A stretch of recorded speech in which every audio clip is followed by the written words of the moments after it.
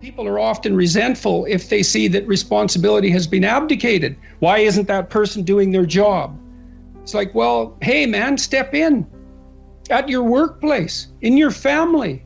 You know, and you think, well, I shouldn't have to do that extra work. Well, you shouldn't be a slave. You shouldn't allow yourself to be tyrannized. But if something bugs you because a responsibility is going unfulfilled, there's a great opportunity for you.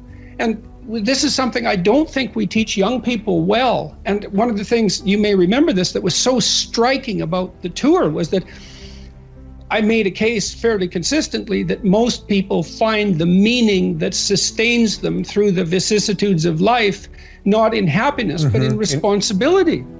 And that would bring everyone to a halt. It would always make the whole theater silent. It's like, oh, I never thought of that connection. Because maybe you want to avoid responsibility, and you can understand why. You can understand why. You hide from it. Like Abraham, one of the biblical stories, Abraham, he stays in his father's tent till he's like 80, and then God gets fed up and tells him to get the hell out and grow up, and everything that he encounters is catastrophic. He encounters tyranny. The Egyptians conspire to steal his wife. He encounters starvation and war. That is what you encounter if you go out in the world and you think, who the hell wants that? I don't want the responsibility. It's like, well, yes, you do, as it turns out. There's nothing better than responsibility. Now, you know, I say that with some caution. I think that it's hard to say. The responsibility, I've been overwhelmed by my apparent responsibility. But I think it's also kept me alive. And I mean that literally. And so... Wait, can you go a little deeper with that? I mean, when you were at your darkest moments in the last 2 years, whatever that might be, was it the feeling of the... many times in the last year where it would have been much easier for me just to be dead. That's constant. So, but no. But is it but no because of something in you, or is it but no because of the people, that you would have abdicated that responsibility of the people? Or is that ultimately the same thing? It. Yeah. Well, I do think the two aren't easily distinguishable, but it's definitely that. It's definitely that. You know, and it's one of the chapters, the last chapter, is be grateful in spite of your suffering. You know, you need a meaning to sustain you through suffering. And it is the case that you find that in responsibility. Well, and so it's good advice for anyone who's at work. You're resentful about this and that because people aren't pulling their weight. Pull it. See what happens. You'll become indispensable instantly. You'll know everything. And maybe that job won't be for you, or maybe that relationship won't be for you, but you'll take your hard-acquired wisdom and go elsewhere and flourish there. So, you know, this kid stopped me. I think I wrote about this in this book. Kid stopped me in a restaurant one day when I was walking in. He said, and he had an undergraduate degree, and he was working as a waiter in a chain steak place. And he stopped me and he said, you know, about 6 months ago, I was watching one of your lectures and I decided to stop being resentful about my job. And he was resentful because he had a university degree and he's working as a waiter. You know, and look, I don't have anything against waiters. It's like a waiter can make your evening, you know, hooray. He said, well, I decided I'd start trying at my job, like really trying as if it was worthwhile. He said he got 3 promotions in 6 months, like he's just rocketing up the power hierarchy. Well, it's not power, it's competence if it's well run. You know, and places are full of opportunity.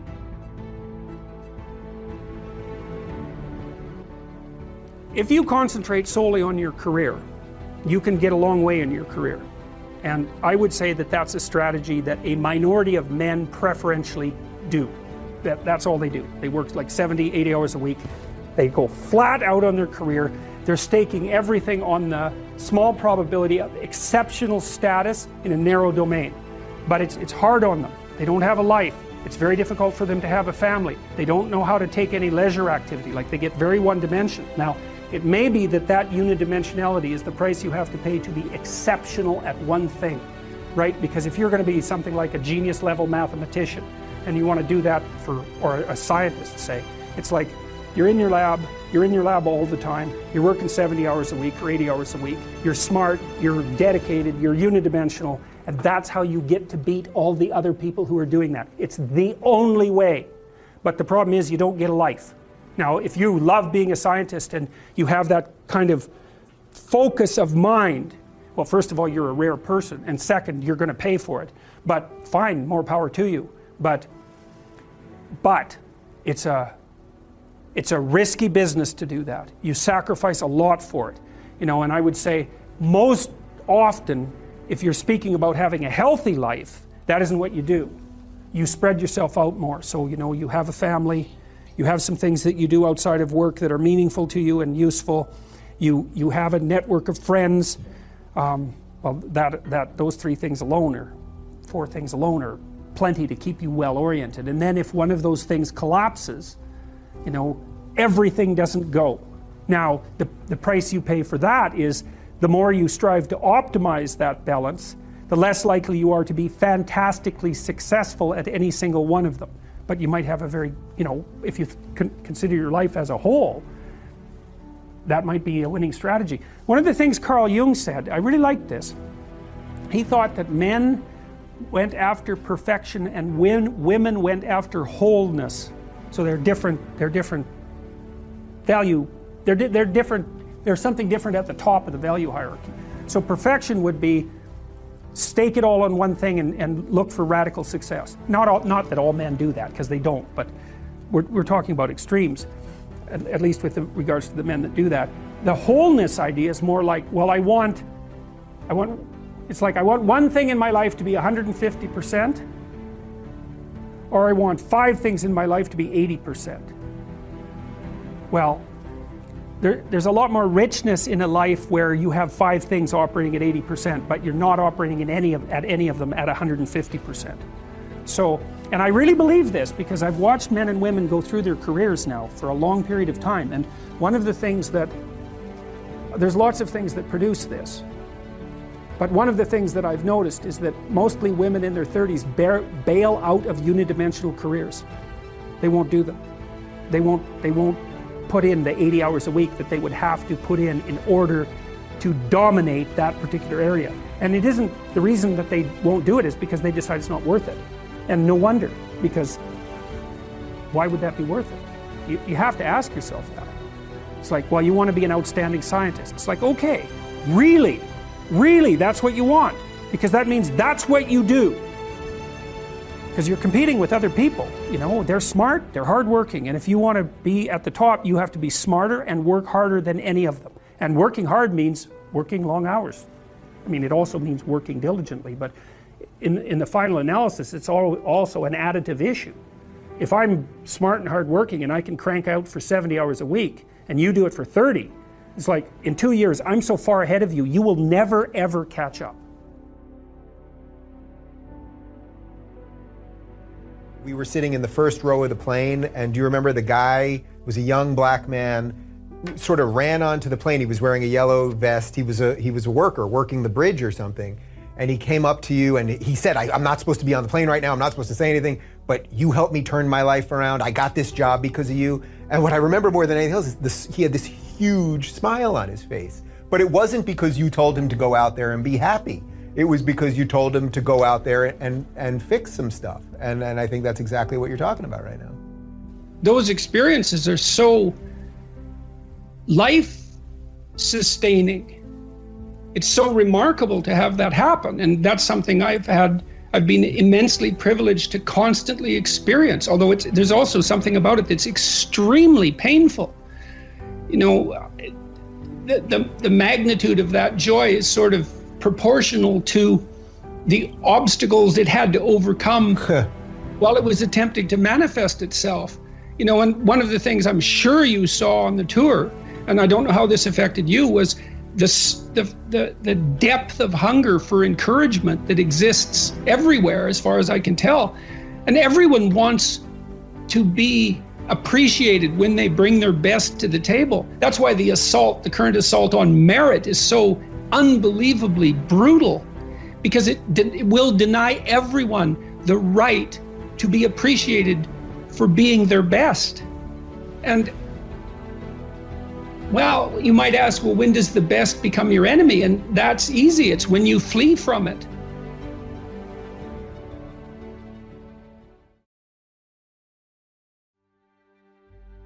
If you don't know who you should be, pick something. Pick something. Pick something that would be an accomplishment.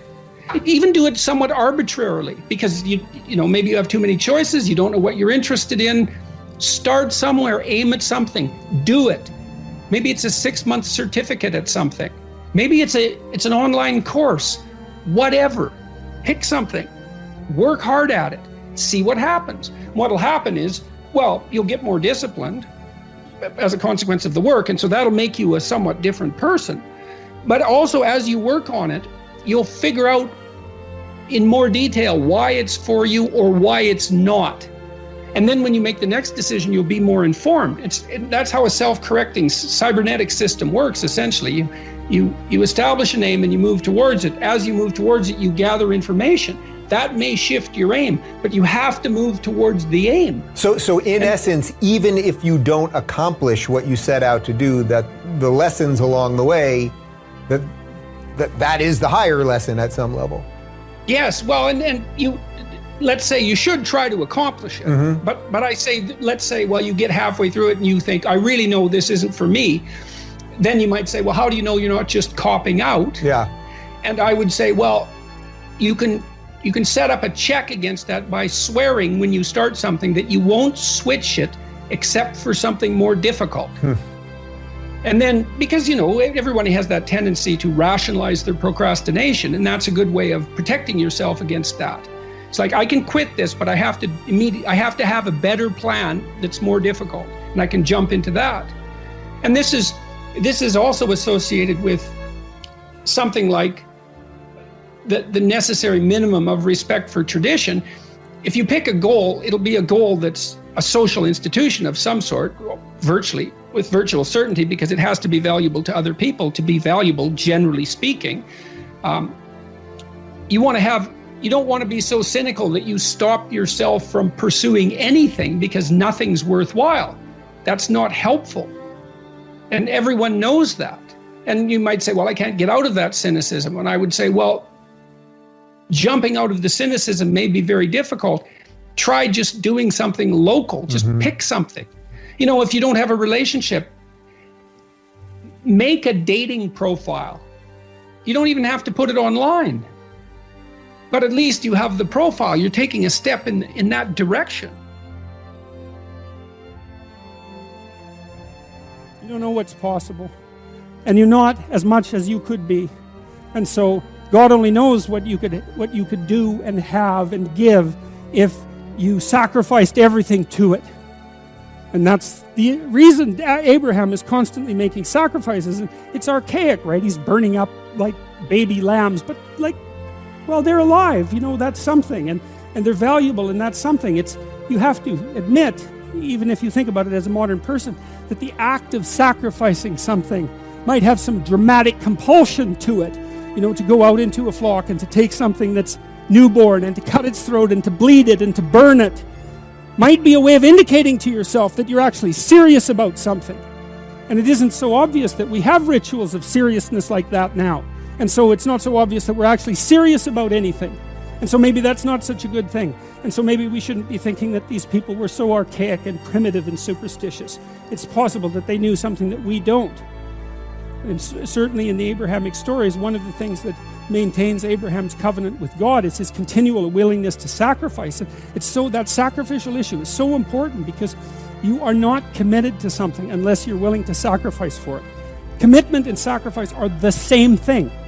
And I think it borders on miraculous that those concepts are embedded into this narrative at the level of dramatic action, you know, instead of abstract explanation. People are acting this out.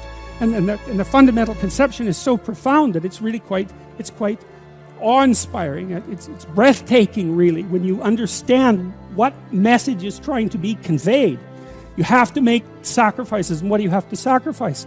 You have to sacrifice that which is most valuable to you currently that's stopping you. And God only knows what that is. It's certainly the worst of you. It's certainly that. And God only knows to what degree you're in love with the worst of you. So you move from the unbearable present to the ideal future. And you can't help that. You have to live in a structure like that. That's your house. That's another way of thinking about it. And if you want to get your house in order, and if you want it to be a place that you can live properly, then you have to plan the future that is perfect. And then I think, well, what does that mean? And it means it's good for you, right? And one of the things that I do all the time with my clinical and consulting clients is try to figure out what would be good for them. But we do more than that. We try to think, okay, well, how can we set this up so it's really good for you, and that all the side consequences of that are things that are good for other people. And so, because people are often also timid about trying to get something that's good for themselves because they feel that it's selfish or that they don't deserve it. So we set it up so that, well, look, we're going to set it up so that it's plainly obvious that this will not harm the structure of the universe. For you to have what you need and to do it in a way that's of benefit to other people. There's no downside to that. And so it's okay. It's okay if you reach out and take that. And one of the things that's interesting about the biblical stories, the Abrahamic stories as well, is that God doesn't really seem to be opposed to the success of the people that He's chosen. You know, what happens to them is as they progress through their journey is they get larger flocks, and they get more authority, and they get life more abundant. That's what happens. God doesn't seem to be a miser in the Old Testament. It's like if you put in the effort and you accept the covenant and you make the sacrifices, then you get to be successful, and maybe successful beyond your wildest dreams. And that's actually seems to be okay with God. And that's pretty cool, given that, you know, that general notion of Old Testament God is that all He's doing is casting out curses and death, you know, wherever He happens to wander. And I mean, there's certainly no shortage of that, but again, it seems to me that that's very good news, and that you also don't have to be perfect in order to have that happen. And then the other thing, this is the issue about going into the unknown. It's like, well, if you leave your country and your kin and your father's house and you go out into a land that your intuition guides you to, you're going to undergo these radical transformations. This is a sacrificial transformation too, because you're moving forthrightly and voluntarily into chaos, right? And that's the same as the dragon fight. That's the hero's story. And what will happen there is that you will transform yourself. And so the call to an ideal is also the call to a sequence of deaths and rebirths that move you closer and closer to the ideal. If you're resentful about something, well, first of all, you should notice, I'm resentful. And that's kind of humiliating, because no one's proud of being resentful. It's a shameful emotion. Also, then why are you resentful? Well, there's only two reasons as far as I've been able to tell. One is that you're allowing yourself to be taken advantage of, or you're being taken advantage of. Sometimes you're not allowing yourself. Sometimes you're a child being abused by their uncle. You're not allowing yourself. You can't do anything about it. You're resentful because you're being taken advantage of, or because you're immature. It's one of those two things. Figure out which it is, and then take the steps necessary to address it. Living a life without resentment is a great goal.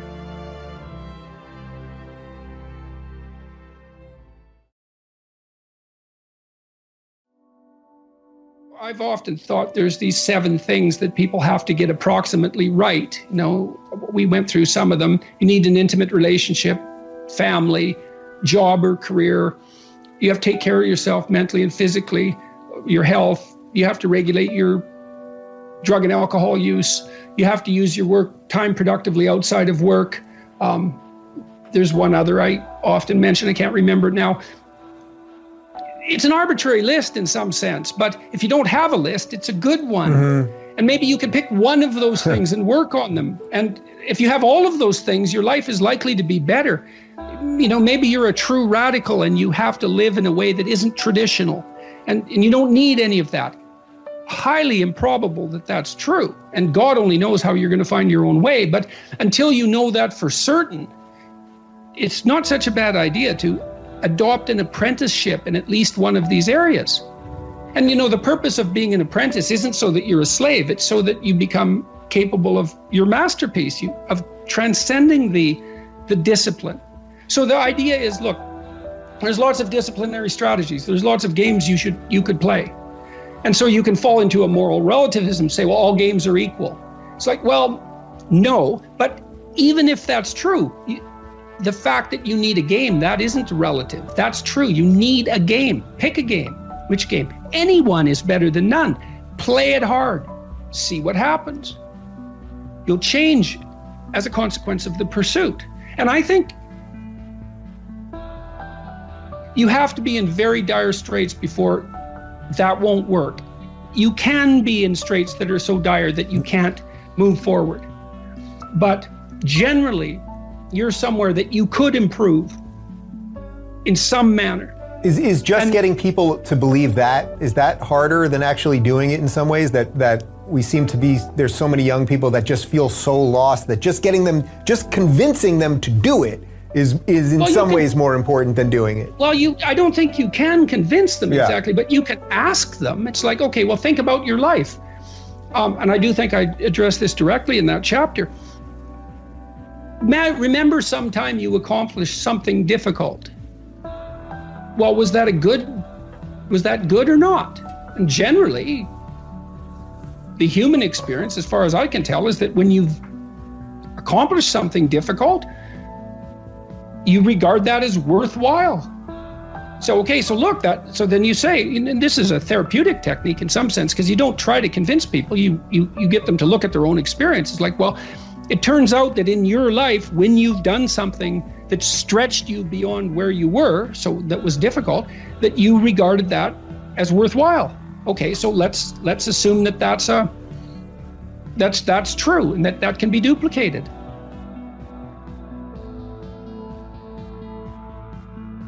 Most people have problems in living, they don't have psychological problems. And so I've experienced, despite my love for the psychoanalysts, very frequently what I'm doing as a therapist is helping people have a life that would work. You know, and you can parameterize that. It's like, what do you need? How about some friends? That people kind of like that. How about an intimate relationship with someone that you can trust, that maybe has a future? That'd be good. How about a career that puts you in a dominance hierarchy somewhere, so at least you've got some possibility of rising, some possibility of stabilizing yourself, and a schedule and a routine, because no one can live without a routine. You just forget that. If you guys don't have a routine, I would recommend, like, you get one going, because you cannot be mentally healthy without a routine. You need to pick a time to get up. Whatever time you want, but pick one and stick to it, because otherwise you dysregulate your circadian rhythms and they regulate your mood. And eat something in the morning. I've had lots of clients who've had anxiety disorders. I had one client who was literally starving. Very smart girl. There was very little that she liked. She kind of tried to subsist on like half a cup of rice a day. She came to me and said, I have no energy. I come home, all I want to do is watch the same movie over and over. What, like, is that weird? And I thought, well, it depends on how hard you work. You know, it's a little weird, but whatever. It's familiar, you're looking for comfort. So I did an analysis of her diet. It's like 3/4 of a cup of rice. It's like, you're starving. Eat something. You know, you'll feel better. So she modified her diet and all her anxiety went away and she had some energy. It's like, yeah, you gotta eat. So a schedule, that's a good thing, man. Your brain will thank you for it. It will stabilize your nervous system. With a bit of a plan, that's a good thing. You need a career, you need something productive to do with your time. You need to regulate your use of drugs and alcohol, most particularly alcohol, because that does in a lot of people. You need a family, like the family you have, your parents and all that. It'd be nice if you all got along, you could work on that. That's a good thing to work on. And then, you know, you probably need children at some point, and that's life. That's what life is. And if you're missing, you may have a good reason to not be operating on one of those dimensions. It's not mandatory, but I can tell you that if you're not operating reasonably well on 4, I think I mentioned 6, if you're not operating reasonably well on at least 3 of them, there's no way you're going to be psychologically thriving. And that's more pragmatic in some sense than psychological, right? Human beings have a nature, there's things we need. And if we have them, well, that's good. And if we don't have them, well, then we feel the lack. And so behavioral psychologists concentrate a lot more on that sort of thing. It's practical. It's like strategizing. Make a career plan. Figure out how to negotiate, because that's bloody important. Figure out how to say what you need. Figure out how to tell the truth to people.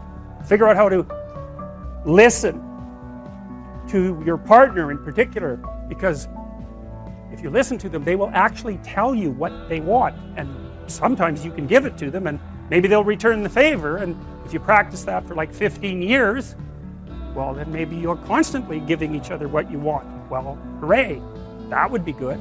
And then there's 2 of you under both circumstances, and it's better to have 2 brains than 1, because people think differently because of their temperament mostly. And so the negotiation is where the wisdom arises, and it's part of the transformation, the psychological transformation that's attendant on an intimate relationship, and one of the fundamental purposes of a long-term intimate relationship. Try to make one room in your home as beautiful as possible. See something around you. I think that might be my favorite chapter. Yeah. Well, you've got some interesting artistic taste. Yeah, I suppose. That's a chapter about the value of beauty as a marker for the transcendent. And it's great.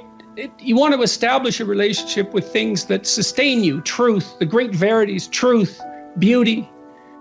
Beauty is difficult to define, but it's an invitation to the transcendent, essentially. Because beauty speaks of the ideal, and it impacts you beyond thought. It's visceral beauty, and that's an indication of the power of the ideal.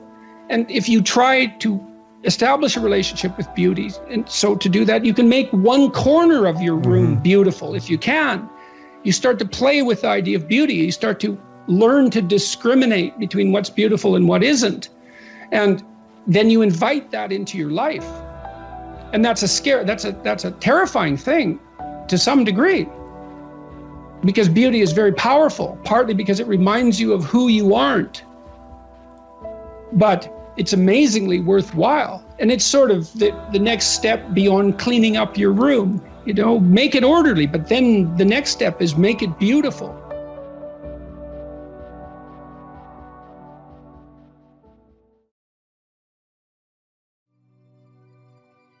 Okay, so imagine that something glimmers before you. It's an interest that's dawning, and you decide, well, first of all, you're paralyzed. You think, well, how do I know if I should pursue that? It's probably a stupid idea. And the proper response to that is, you're right, it probably is a stupid idea, because almost all ideas are stupid. And so the probability that as you move forward on your adventure that you're going to get it right the first time is 0. It's just not going to happen. And so then you might think, well, maybe I'll just wait around until I get the right idea, and which people do, right? So they're like 40-year-old, 13-year-olds, which is not a good idea. And so they wait around until it's waiting for Godot, until they finally got it right. But the problem is you're too stupid to know when you've got it right. So waiting around isn't going to help, because even if the perfect opportunity manifested itself to you in your incomplete form, the probability that you would recognize it as the perfect opportunity is 0. You might even think it's the worst possible idea that you've ever heard of anywhere. Highly likely, highly likely. So you have, Nietzsche called that a will to stupidity, which I really liked. So, because he thought of stupidity as being it's you have to take it into account fundamentally and work with it. And so you can take these tentative steps on your pathway to destiny, and you can assume that you're going to do it badly. And that's really useful because you don't have to beat yourself up. It's pretty easy to do it badly. But the thing is, it's way better to do it badly than not to do it at all. And that's the continual message that echoes through these historical stories in Genesis. It's like, these are flawed people. They should have got the hell out of their house way before they did. And they go out and they stumble around in tyranny and famine and self-betrayal and violence. But it's a hell of a lot better than just rotting away at home. And that's great, so that's good. And so why is that? Well, okay, so you start your path and you think that you're heading, towards your star. And so you go in that direction. And then, because you're here, the world looks a particular way, but then when you move here, the world looks different, and you're different as a consequence of having made that voyage. And so what that means is that now that thing that glimmers in front of you is going to have shifted its location, because you weren't very good at specifying it to begin with, and now that you're a little sharper and more focused than you were, it's going to reveal itself with more accuracy to you. And so then you have to take it's almost like a 180-degree reversal. But it isn't, because, you've gone this far, and that's a long ways to get that far. But that's a lot farther than you would be if you just stayed where you were, waiting. And so it doesn't matter that you overshoot continually. Because as you overshoot, even if you don't learn what you should have done, you're going to continually learn what you shouldn't keep doing. And if you learn enough about what you shouldn't keep doing, then that's tantamount at some point to learning at the same time what you should be doing. So it's okay. So it's like this. Now, what's cool about it, though, I think, is that as you progress, the degree of overshooting starts to decline, right? And that we know that. There's nothing hypothetical about that. As you learn a new skill, like even to play a song on the piano, for example, you overshoot madly. You're making all sorts of mistakes to begin with, and then the mistakes, they disappear. This guy came up to me last night. He was a kind of a pierced guy, rough-looking guy. And he's probably in his late 20s, maybe early 30s. He said, I've been smoking drug-free for 9 months. And I said, hey, good work, man, because he looked pretty pleased about that. I said, well, hopefully that's a lot better. And he said, it's a lot better. And I said, well, good for you for sticking it out, and I hope you can continue it. And I meant that, because I did mean good for you, and I hope you can stick it out. And he knew I meant that, because he wouldn't have bloody well told me that to begin with if he didn't think that that was going to be the response. And then he said, I got 9 of my mates to do the same thing. Yeah, I thought, right on, man, that's great. And then, I was in Birmingham 2 nights ago, and I walked out of the hotel, and this kid, working class kid, came up to me, just out of the blue, and he said, thank you very much for elevating my vision. I thought, hey, look, it's really a good thing to be able to go around the world and to have people stop you on the street and say things like that to you. It's like, that's as good as it gets, And people are telling me stories like that all the time. They come up and they say, well, you've watched this. It happens all the time. People come up and they tell me some way that their house was out of order.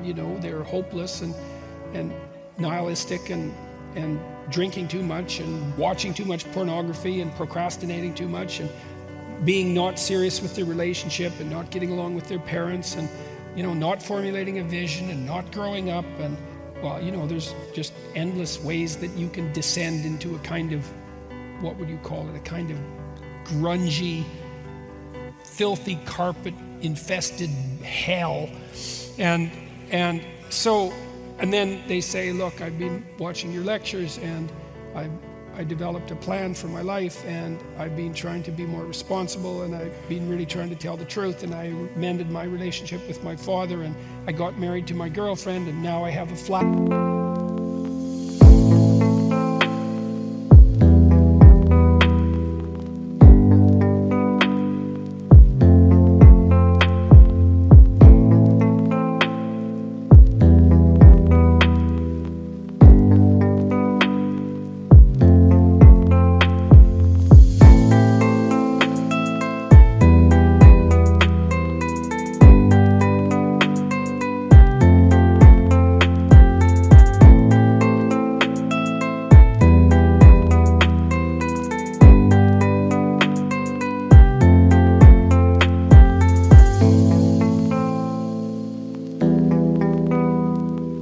that, and I quit doing drugs, and I've just tripled my salary in the last year, and I didn't commit suicide like I was going to 6 months ago. I think I have, I don't know, out of the 150 people that I talk to each night, I would say probably over the course of the lecture series, there's probably 10 people like that a night who tell me that. And so, see, and because I believe what I said tonight, I believe that the individual is sovereign, and that individual sovereignty is the cornerstone of reality itself, and it's the cornerstone of the state, and it's the cornerstone of reality itself. I truly believe that to be the case. That every time I hear someone say, look, I've got my act together, I think that's one more weight on, if the scales are always tilting towards good or towards evil, then every time someone decides to straighten themselves up, they take a major weight off the evil side and they put it on the good side, and it's not trivial.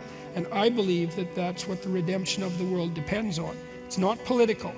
It happens at the level of the individual. Just like the descent into totalitarian catastrophe occurs when people abandon their sovereign responsibility, which I think is the most accurate way of diagnosing what happened in the 20th century. So whenever someone comes up to me and says, I was not doing so well, and here's 3 ways where I've really put my life together, we have a little 15-second party, and we both know why. And so that's as good as it gets. And so that's happening constantly. And I feel, generally speaking, that these events are like they're celebrations of that. And so interesting to watch the media miss this completely. It's like they don't have the conceptual, what would you say?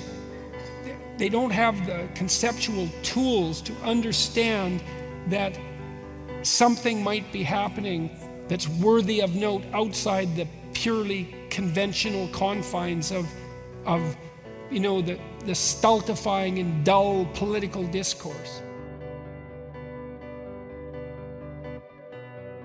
I'm a psychologist. I decided a long time ago that the individual was the right level of analysis, and so it's an absolute, it's not a pleasure, it's not the right way of thinking about it. What's rule 7? Do what is meaningful, not what is expedient. This is the most deeply meaningful thing that I can envision doing. So that's great. It's great. It's hard. Great is hard. When something great happens, that's hard, right? It's not something trivial, but it doesn't matter because it's great. And so every time someone says to me, I'm better, I'm getting along with my father, I've married my girlfriend, we're going to have a child, we weren't going to have children, now we're going to have children, I think, that's one more. So that's great, man.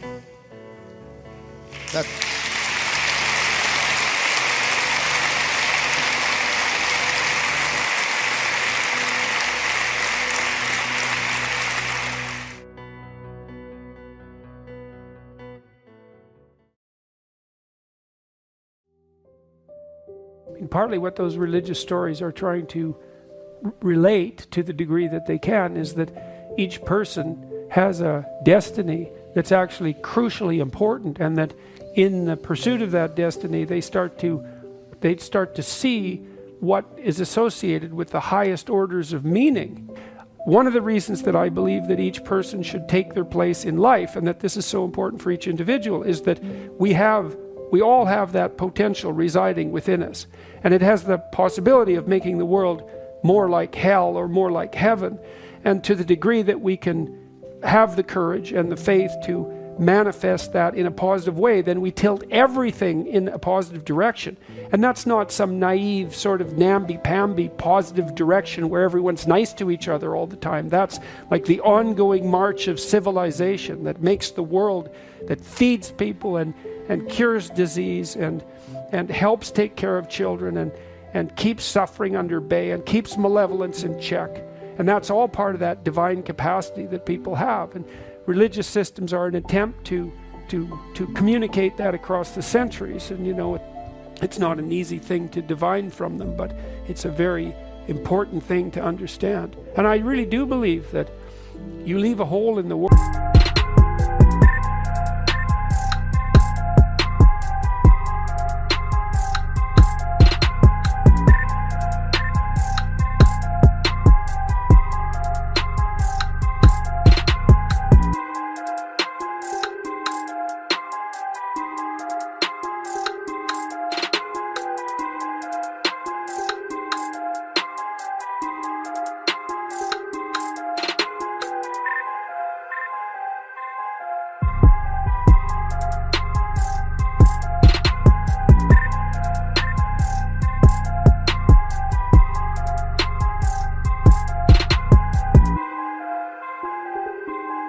if you don't fill the space around you with the destiny that's part and parcel of the best part of you, and it's not good. You have to have a sense of, you have to have two senses. You have to have a sense of how terrible the world is and could be. And then you have to decide that you're going to move away from that as much as you possibly can, at least to move away from that. To have a conceptualization of hell. Yes. And to be properly terrified of that, and to understand that that's a place that you can put yourself and drag other people into, and that it's sufficiently real, and that's the proper message of the 20th century. And then to think about how you might improve yourself incrementally so that that probability decreases, and then you can start to develop a vision of what things might look like if they were better, and strive towards that. And partly what I'm doing now is, for me, trying to clarify the relationship between meaning and responsibility, which I think is, of all the things that I've been talking to people about, probably the most useful, to help people understand that you need a meaning in your life to buttress yourself against the tragedy and the malevolence and the betrayal, and that you find that fundamentally in adoption of responsibility. Now that can become excessive, if it's too one-sided and you don't see a part for other people to play. But fundamentally you need to carry a weight that's Sisyphus, and that weight should be something that you truly regard as worth carrying. It justifies the sacrifices, it orients yourself in life, it provides you with a sense of meaning, it constrains your anxiety, gives you a certain amount of dignity, and it puts the world, it moves the world forward in a better manner. And I do believe that each of us every day decide with every decision whether we're going to make the world a better place or a worse place. And so that's meaningful for me. That's the essence of what I believe meaning to be, the instinct that orients you towards proper action in the world. It's the most real thing there is. One of the things that people don't understand too, it's not laid out very clearly, is that a virtuous path, so that would be one that's oriented to some higher order goal, is a lot more difficult and requires a lot more courage and discipline and strength than an impulsive criminal path. Even though there's a certain romance that's associated with that, that's probably better than hiding in your mother's basement, but that doesn't mean it's the highest order way that you can possibly be. And so part of orienting yourself in the world is to heed that call to adventure, and to try to make the adventure as difficult as you can manage, and as productive in consequence as you can manage. You have written a book and done a series of lectures that have become embraced around the world. Some people don't get lucky breaks like That's that. for sure. Some people just die, and horribly. Yeah, life's rough, no doubt about it. And if good luck comes your way, then you should be grateful for it. And if happiness manages to manifest itself, you should be grateful for that too. But how do you give a personal responsibility message while taking account that for some people it's harder to take personal responsibility and the deck is stacked against them? Well, I think the deck is stacked against everyone to some degree, because life is very difficult and we all die. But some people do have it harder than others. And all of us have it very hard at some times in our lives. It's like, well, what's the alternative? You take responsibility for that and try to struggle uphill, because the alternative makes everything worse.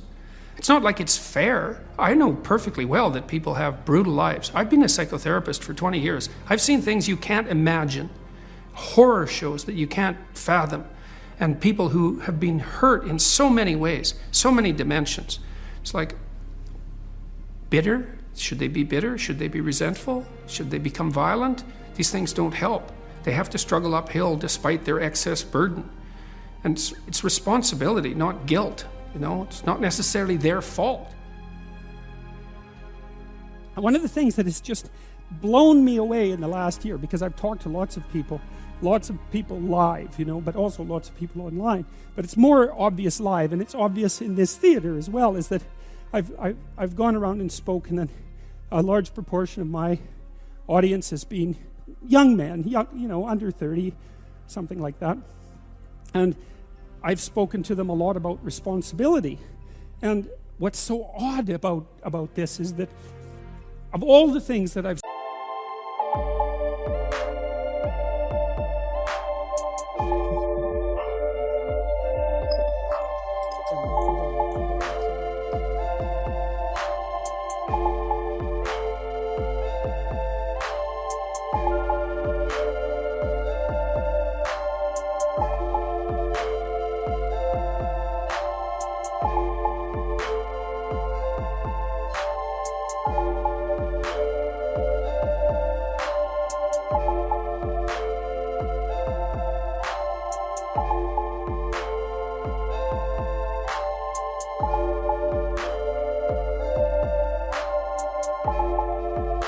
Spoken about, because I can see the audience and I can feel how the audience is reacting, because I'm always paying attention to all of you insofar as I can manage that. So I get some sense of how what I'm saying is landing, which you have to do if you're going to speak effectively to people. And what happens is, if I talk about responsibilities, everyone is silent, just like they are now. Silent and not moving, right?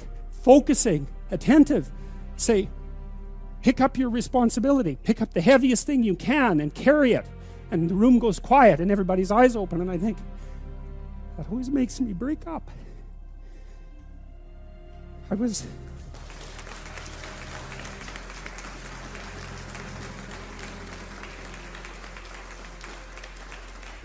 don't know why. I was speaking to an English journalist today who was going to write an article in Spectator magazine, and I was talking about this, and at the same point in the discussion, I had the same emotional reaction. I don't really understand it.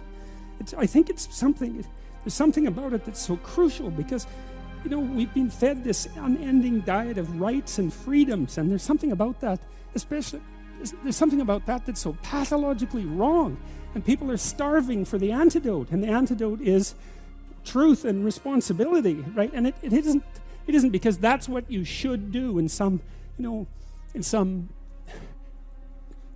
I know better, or someone knows better for you what you should do sense. It's that's the secret to a meaningful life, and without a meaningful life, then all you have is suffering and nihilism and despair and all of that, and self-contempt, and that's not good. And so it's necessary for men to stand up and take responsibility, and they all know that and are starving for that message, and the message is more that that's also a good thing, to stand up and take responsibility, because you're cursed so much now from when you're young with this notion that your active engagement with the world is part of what is destroying and undermining the planet and adding to the tyranny of the social systems. It's like, how about not so much of that, hey? Because it's too soul deadening. It's anti-human right to the core. And my sense instead is that, if you were able to reveal the best of yourself to you in the world, that you would be an overwhelming force for good, and that whatever errors might be made along the way would wash out in the works. And that's the other thing that you see in the Abrahamic stories, because Abraham is not a perfect person by any stretch of the imagination. He's a real person, and he makes mistakes, but it doesn't matter. The overarching narrative is, maintain your covenant with God, and despite your inadequacies, then not only will you prevail, but your descendants will prevail. It's like, great, that's really good news, So it's been really something to see that in the stories. On a very regular basis, daily basis, wherever I am now, people come up to me, and it's often men, and tell me the same sort of stories that I laid out in that clip, that they've decided to develop something approximating a vision for their life, and to adopt more responsibility, and to straighten themselves out, and that they can see why that's necessary, because you can't just do it. You also have to see why it's necessary, because it takes effort to forego immediate gratification and resentment and aggression and short-term status seeking, let's say, to put something away for the future. You have to understand that you have a moral obligation to do that. That's paramount. And partly what I'm trying to do is to provide people with an explanation that carries them through the difficulties. Because I do believe that every person who doesn't bring forth their potential into the world leaves a gap that's filled by something that's not good, and not good for anyone, not good for them, not good for their families, not good for the culture, and it's a real problem. And I believe that is the case for every single person.